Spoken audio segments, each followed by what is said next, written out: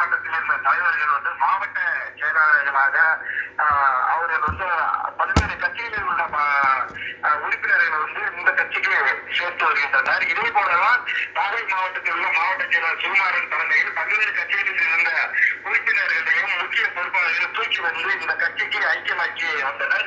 இந்த சூழல்ல சமீபத்தில் அதாவது திமுகவில் இருந்த மீனவர் நலவாரிய மாநில குழு உறுப்பினர் அசரப்பட்டியை சேர்ந்த எஸ்கேஜி சேகரை தாவேகா கட்சியில் சுகுமாரன் இணைத்தார். இது பேர் பெரும்பாலான உறுப்பினர்கள் இந்த கட்சியில் சேர்ந்திருந்தார். இந்த சூழலில் தாவேகா ஒரு கருத்து நிறுவனம் இரண்டு பிரிவுகளாக இந்த பகுதியில் செயல்பட்டு வருகின்றனர்.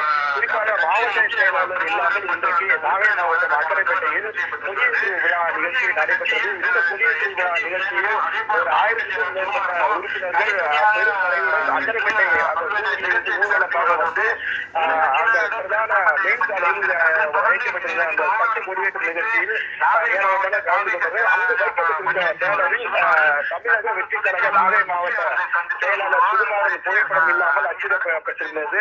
தொடர்ந்து இந்த பகுதியில் ஏற்கனவே இந்த மக்களுக்கு கருத்துள்ளது நிலவுவதன் காரணமாக நேற்று பாப்பாசூரில் நடைபெற இருந்த தேர்தல் கூட்டம் என்பது முக்கிய அந்த கட்சியின் முக்கிய பிரமுகர்கள் மற்றும் அந்த உறுப்பினர்கள் வராத காரணத்தால் ரத்து செய்யப்பட்டிருக்கிறது.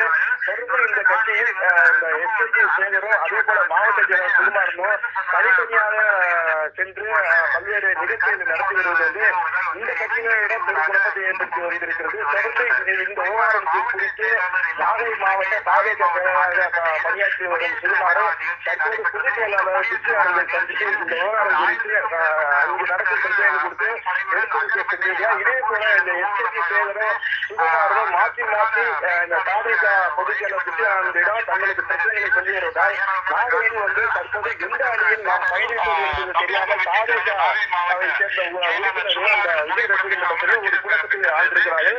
தொடர்ந்து நாகையில் இந்த சம்பவம் அரசியல் கட்சி வட்டாரத்திலே ஒரு பெரிய பார்க்கப்பட்டு வருகிறது.